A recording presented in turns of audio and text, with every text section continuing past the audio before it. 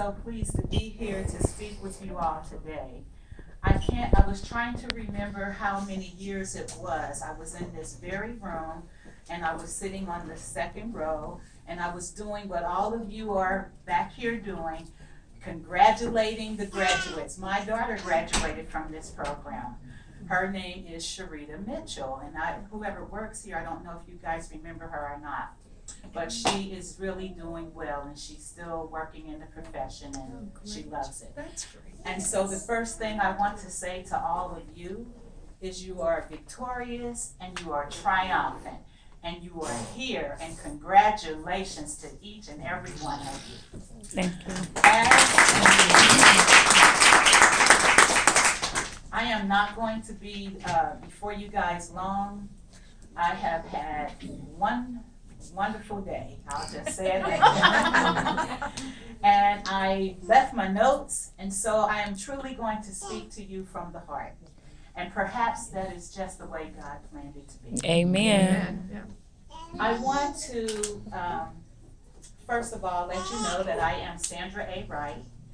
I am the founder and board president of the Greater Cincinnati African American Heart Association, which Ms. Shiva has already informed you of that through the introduction letter.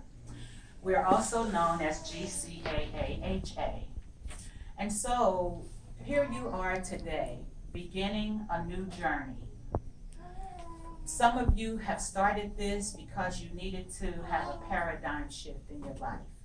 You were just sick and tired of being sick and tired. Is that right? Mm-hmm.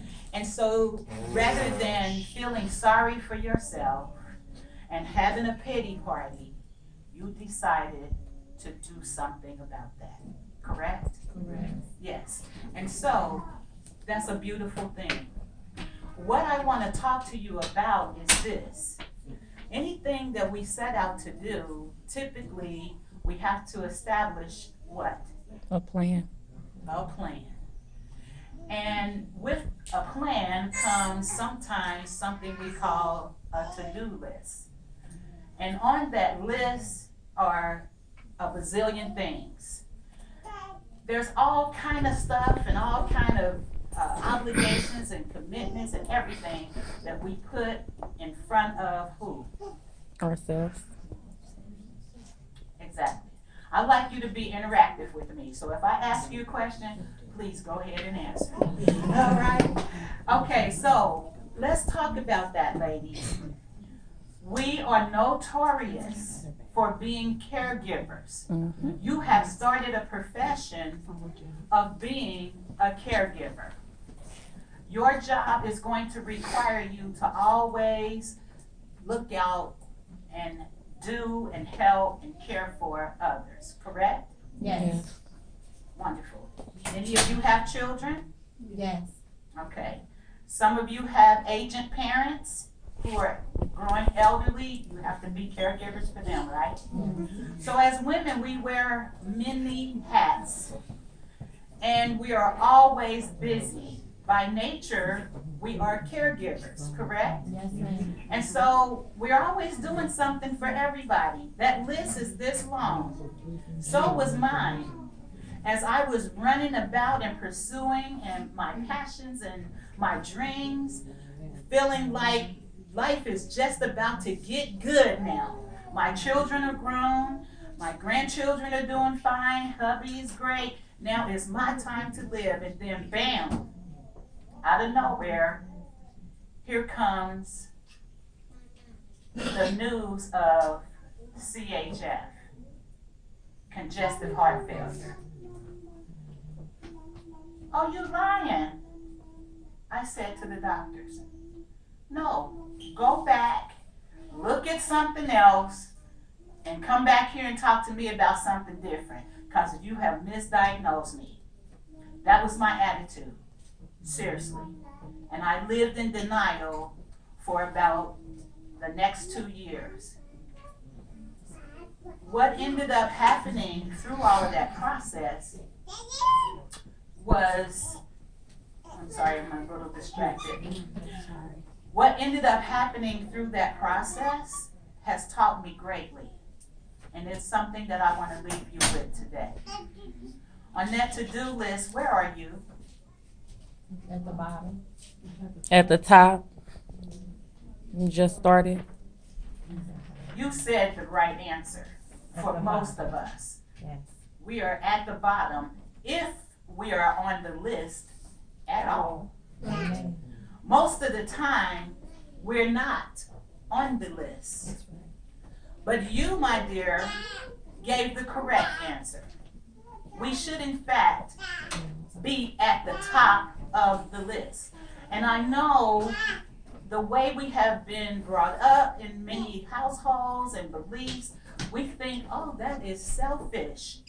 To put myself before anyone else, well, you better. You got to. Exactly. You That have to. is the reality. That is good, what? You said it earlier. Good planning to be at the top of the list. Because guess what? If you're not at the top of the list, you cannot do or be for nothing else that's on that list. Unfortunately, I had to go through a lot. And as I laid in that hospital bed and thought about all the things and people and stuff that I put out there before me, but more importantly, before my health. And this is something that I ask each one of you to always be mindful of and be cognizant of at all times. You must take care of yourself.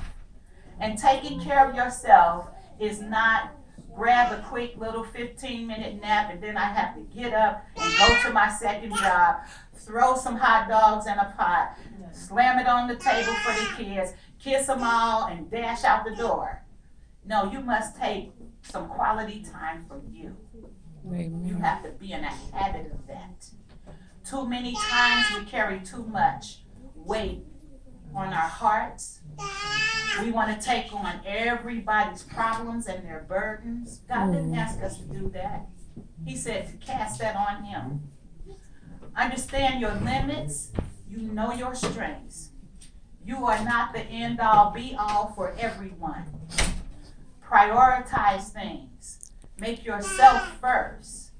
Make sure that you stay on top of everything that you need to be in good health and optimal functioning. Because if you're not, everything stops. When mama is sick in the house, what happens? The house is. Everything stops. Yep, stop. Daddy can be sick. It's gonna keep moving because mama got it. But when mama stops, it's a done deal. Daddy don't know what to do. He don't.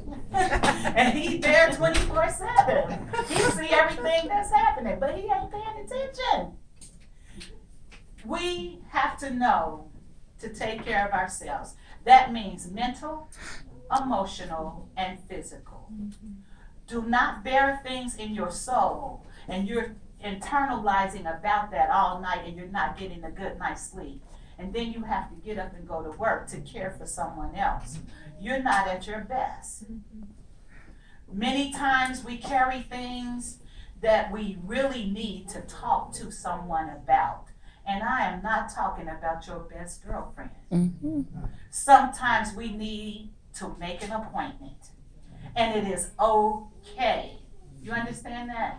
Mental health is okay. Aside from all the taboos and the stereotypes that we've heard about that, it's good to go talk to somebody that is a trained professional to help you to process through some things. Perhaps if I had done that, maybe I'd still have my own heart. I laid in my bed many a nights and cried on my pillow with my back to my husband, who was dead asleep, had no clue what was going on with me. I lived years of my life in depression, but it was functional. You would see me, I would laugh and smile. You thought I was on top of the world. And then one day it all came crashing in. And all I could do is look at the sky with tears rolling down my eyes and say, God, I know you're still there. Even though I don't feel like you are, but I know it. You're gonna have those times, but you have been equipped to win. So just remember that, and I want to thank you for this opportunity. Remember what I said. Put yourself at the top of the list. Take the best care of your health, because aside from life itself, the second most important thing that we have is our health. Life and health. If your health is gone, nothing else don't matter. How much money you make, career, none of that. Steve Jobs, look him up and look up his quote, what he said. That man had plenty of money. He was a millionaire, billionaire? But he left this world with a serious message. I'm not gonna share it. I want you to look it up and see what he had to say. So take care of yourselves. Thank you so much. I hope that you got something out of this. It was certainly my pleasure indeed to be here to speak with you today. Thank you.